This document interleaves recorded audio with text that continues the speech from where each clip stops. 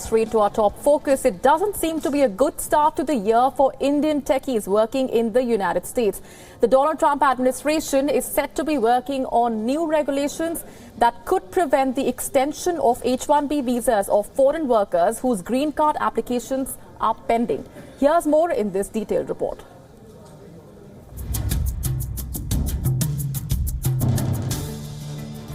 If the proposed changes are made to the H-1B visa rules, it will affect Indians more than others. Over 500,000 Indian techies may have to return from the US, and this is because over 50% of the 85,000 H-1B visas issued every year go to Indian professionals. Basically, the idea is to impose new restrictions to prevent the abuse and misuse of H-1B visas. The Act currently allows the administration to extend the H-1B visas beyond the allowed 2-3-year terms if a green card is pending.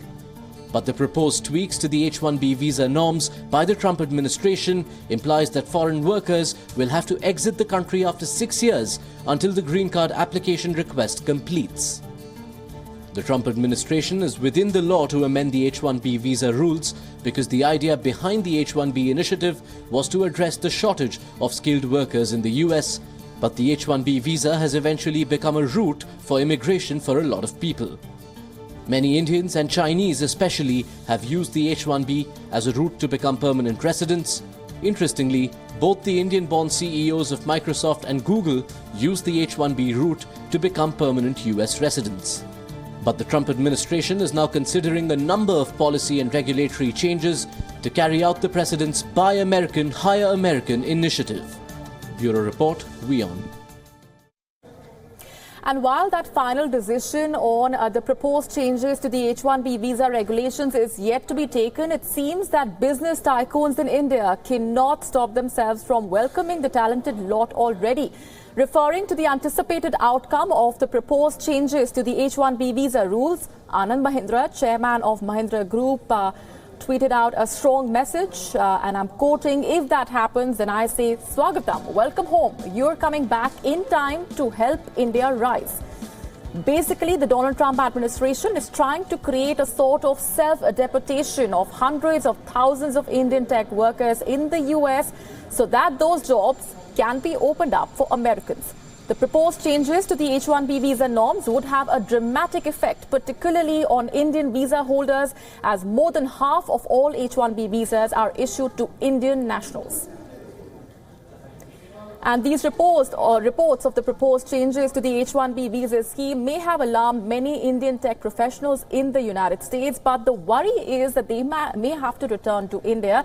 However, India offers many opportunities today that it did not in the past. This is not true for the private sector alone. The government is striving to attract talent working abroad. For instance, the Department of Science and Technology is offering attractive avenues to Indian researchers employed in foreign countries. As a result, there has been a 70% jump in scientists returning to take up jobs in India. The number of Indian scientists who returned to India in the last 5 years stands at 649 as against 243 between 2007 and 2012. The trend is positive and is bound to give hope to Indian techies who may have to return home from the US due to those changes as proposed in the visa legislation. Let's get in further perspectives from Glenn Carl, American writer and former intelligence officer, joining us from Boston. Good evening, Glenn. Good to have you as always. Your reading of first the timing and second the proposed changes that the Trump administration is considering. Well, as someone who worked on for a number of years, I always any sort of barrier to trade up. This amounts to at a trade service balance. There are two sides to this, though. Other people who have heard me Trump before that quite hostile in general.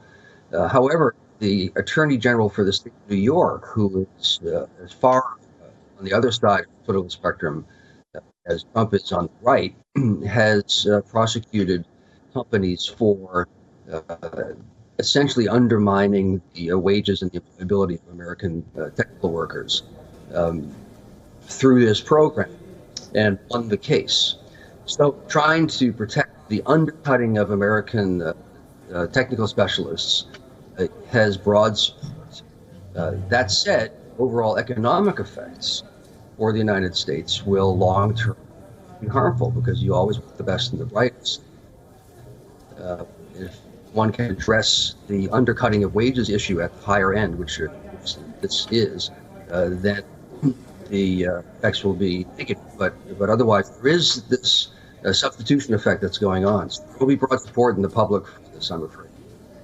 Just hold that thought there, Glenn. A bit of an audio trouble there with your connection. We'll just have our production unit reconnect that line. But as a result of those proposed changes and the apprehensions, as we have been talking about, 500,000 Indians may return home as a result of those proposed changes. As Glenn was just pointing out, there are two sides to it. But essentially, the Donald Trump administration has been basing its arguments on the proposed changes on the fact that this would lead to a further boost to its Buy American, Hire American initiative promised during the 2016 campaign. Let's go back across to Glenn, who is joining us. Glenn, this entire idea of ensuring that this will actually result in preventing abuse and misuse of H-1B visas, that's the primary objective that the proposed changes are looking at. How effective do you think these changes really will be towards that end result? Well, how effective it will be, I think, as your report laid out in the introduction, it will be powerful in the effect it has on the Indians and other non-Americans who are in the United States working under this program. And I think it's worse than or greater than the 500,000 number that you cited, because my understanding is that there are 1 million family members in addition to the 500,000 people benefiting from the visa. So we're talking about 1.5 million people. I think over time it probably would have the effect that it is designed to have. There's an ethnic component to this. The America First aspect is real. There's the economic aspect of protecting skilled American workers. And that's a legitimate concern if, as I said when the sound was, I think, troubled, there is undercutting by lower-waged non-Americans, and that has been shown to be the case in some instances. And then there's the harmful effect for the American economy that will happen, in that you always want the best and the brightest. You want the cutting edge of any industry or technology or knowledge, and doing this will remove part of that. So long-term, the effects would be harmful, although it will help to American citizen employment over time. A mixed bag, but on the whole, probably. Right. Go ahead, Glenn.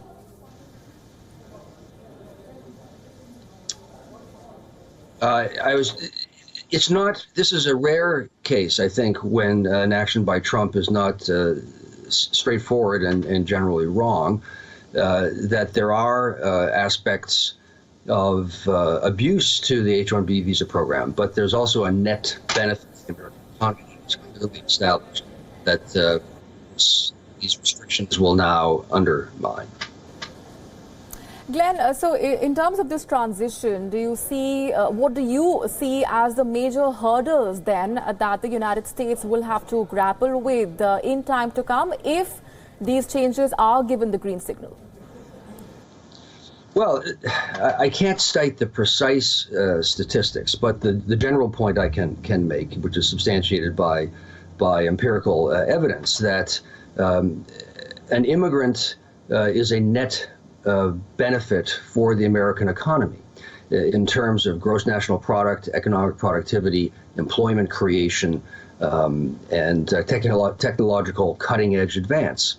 And an economy like the United States only will prosper by remaining at the leading edge of technological development. We are not a commodity or a low-wage economy.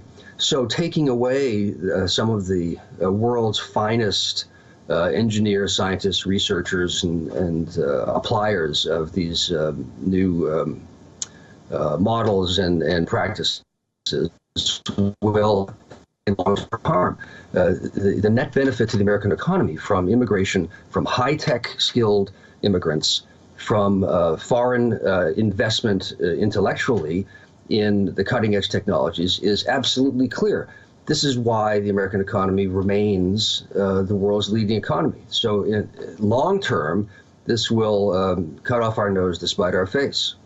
I'm going to squeeze in another question before I let you go, Glenn. What's the larger sentiment in the run-up to these proposed changes? Are these being viewed as being positive changes in the U.S., or are there apprehensions widespread owing to the concerns that you just highlighted as well? Or is it being viewed as a knee-jerk reaction? Well, I think for the educated professional class, there will be opposition to Trump's changes. There's a recognition that high-skilled immigrants are a net benefit to the American economy. But that segment of the population that feels that way will always be a minority. Protectionism is an easy sell for any electorate. And I believe, although I've not seen data to support this, but I will wager that the general population will say, well, yes, of course we should protect jobs for Americans. That position that labor has always taken, and it's a hard argument to win with the general public. Protectionism always plays in Peoria, as they say. There is not a lot of focus on this issue, except among the relevant segments of society that are affected by it, though.